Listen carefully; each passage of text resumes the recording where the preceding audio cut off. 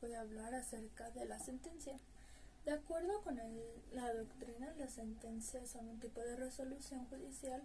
que pone fin a un determinado proceso, entendiendo como la resolución judicial como una decisión tomada por el juzgador durante dicho proceso. La sentencia es un acto procesal emitido por el tribunal oral con el fin de resolver una cuestión planteada ya sea en el fondo o en la forma, y con característica de ser definitiva. El tribunal oral resuelve por unanimidad o por mayoría de votos, lo cual no limita que los jueces puedan fundar separadamente sus conclusiones o en forma conjunta cuando así lo deseen, y de esto hablaremos un poquito más adelante.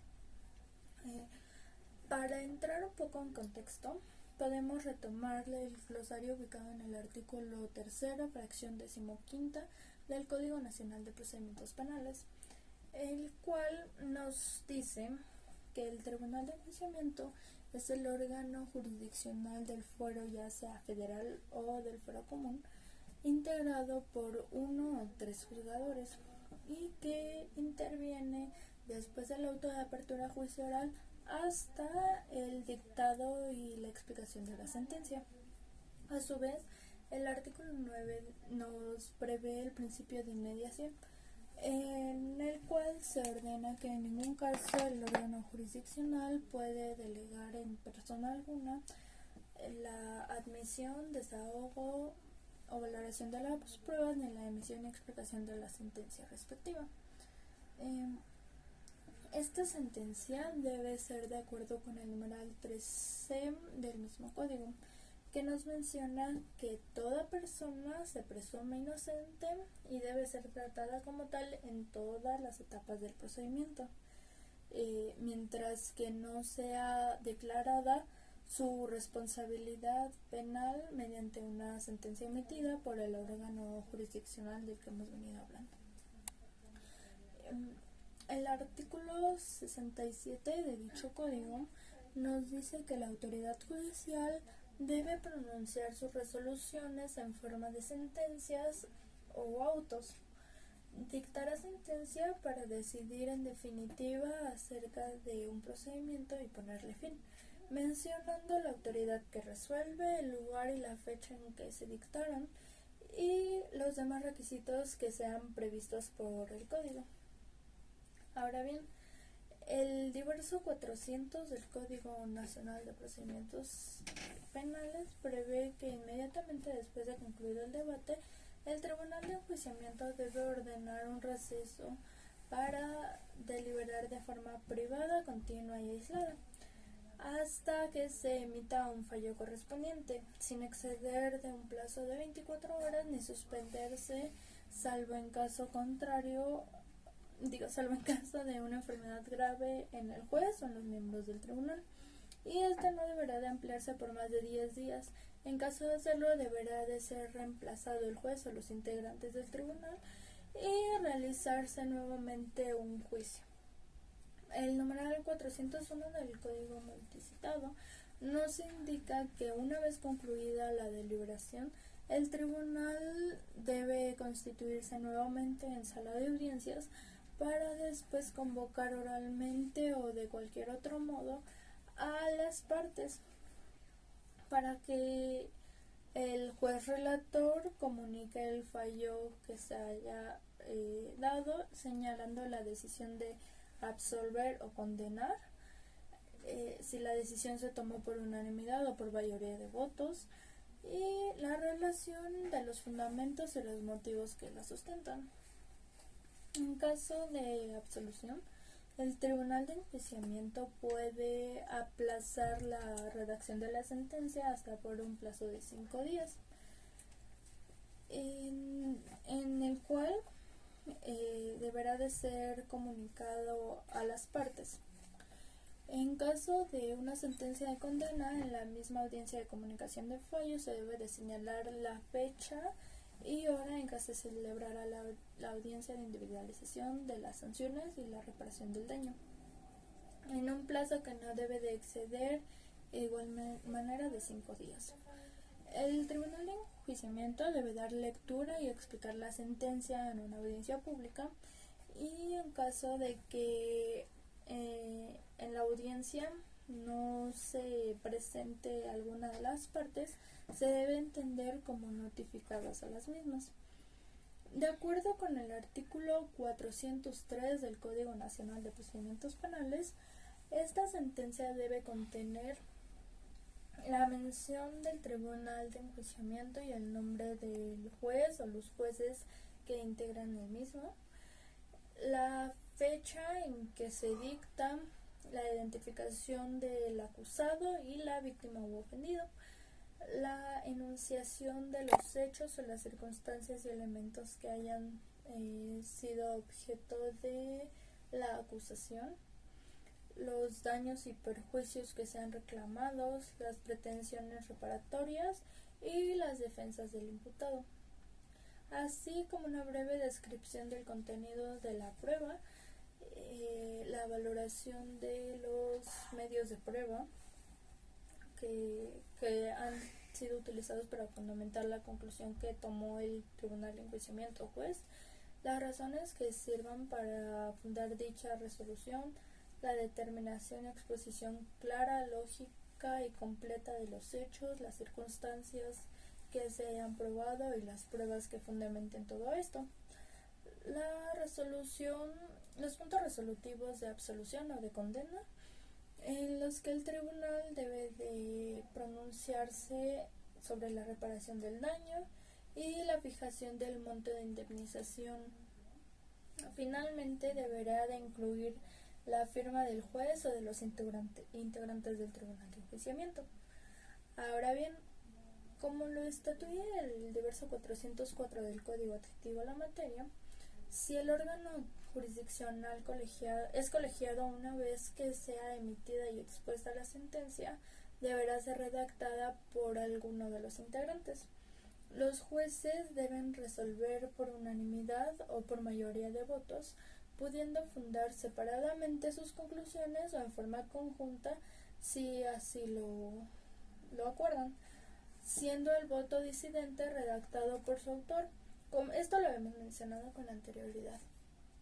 En la sentencia se debe señalar el nombre de quien redacta, y esta va a producir sus efectos desde el momento que se explica y no desde el momento en el que se realiza la formulación escrita. Ahora hablemos de la sentencia absolutoria. Está regulada en el artículo 405 del código que ya hemos mencionado con anterioridad. En esta, el Tribunal de Enjuiciamiento ordena que se tome nota del levantamiento de las medidas cautelares en todo índice, registro público o policial en el cual existan, siendo ejecutadas de manera inmediata. En este tipo de sentencias, el Tribunal de Enjuiciamiento debe determinar la causa de exclusión del delito, pudiendo tomar como referencia las causas de atipicidad, causas de justificación o causas de inculpabilidad. Este mismo artículo nos las define y nos dice que podemos tomar como causas de atipicidad la ausencia de la voluntad o de la conducta, la falta de elementos del tipo penal, el error de tipo vencible, así como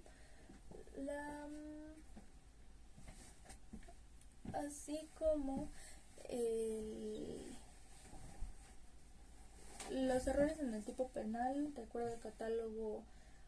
de delitos, y el error de tipo invencible. Además nos dice que son causas de justificación el consentimiento presunto, la legítima defensa, el estado de necesidad justificante, el ejercicio de un derecho y el cumplimiento de una obligación, de un deber. Y finalmente, como causas de inculpabilidad, nos encontramos con el error de prohibición, de prohibición invencible, el estado de necesidad disculpante, la inimputabilidad y la inexigibilidad de otra conducta. Sabemos además que el Tribunal de Enjuiciamiento puede tomar como referencia un error de prohibición, dependiendo del caso, entendiendo que esto solo atenúa la culpabilidad y la pena, pero que permanece la presencia del dolo. Tenemos además a la sentencia condenatoria, que podemos encontrar en el numeral 406 del Código Nacional de Procedimientos Penales, y esta es dictada por el Tribunal de Enjuiciamiento cuando existe certeza de que el sentenciado es culpable. Esto bajo el principio de que la carga de la prueba recae y debe ser demostrada por la parte acusadora. Este tipo de sentencias fija las penas o medidas de seguridad y se pronuncia sobre la suspensión de las mismas, así como la aplicación de alguna medida alternativa a la privación de la libertad. Esto previsto en la ley. Cuando la sentencia condenatoria es para que una persona sea privada de su libertad, se debe expresar de manera precisa el día en que empieza a contar y el tiempo de detención o prisión privativa en la cual deberá de darse cumplimiento. Además, se dispone del decomiso de instrumentos a efectos del delito o su restitución cuando ésta proceda. Tratándose de la reparación del daño, cuando ésta no puede establecerse de acuerdo al monto de los daños y perjuicios o el monto de la indemnización, el Tribunal de Enjuiciamiento puede condenar genéricamente la reparación de los daños y perjuicios y ordenar su liquidación siempre y cuando estos hayan sido demostrados y se compruebe el deber de repararlos. Al dictar sentencia condenatoria, se indican los márgenes de punibilidad del delito y queda plenamente acreditados los elementos objetivos y normativos del tipo penal correspondiente, precisando así el tipo que se atribuye, el grado de ejecución del hecho, es decir, si fue consumado o si únicamente quedó en grado de tentativa, la forma de intervención del sujeto activo, ya sea como autor o en su participación junto con alguien más. La naturaleza dolosa o culposa de esta conducta típica y el grado de lesión o puesta en riesgo del bien jurídico que se tutela. En toda sentencia condenatoria deberá argumentarse el por qué el sentenciado no está favorecido por ninguna de las causas de tipicidad, justificación o inculpabilidad que mencionamos con anterioridad. Igualmente se hace referencia a las agravantes o atenuantes que hayan concurrido en la clase del concurso de delitos, si ha sido el caso. Y la sentencia de condena no puede sobrepasar los hechos probados en el juicio.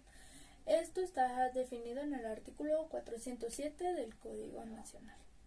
Para concluir, podemos decir que de acuerdo al artículo 17 de nuestra Carta Magna, la sentencia debe ser explicada en audiencia pública y se entregará por escrito a las partes para que manifiesten lo que les convenga, ya sea para conformarse o para recurrir a algún recurso marcado por la legislación que corresponda. De manera muy general, esto sería la sentencia. Es todo por mi parte, muchas gracias.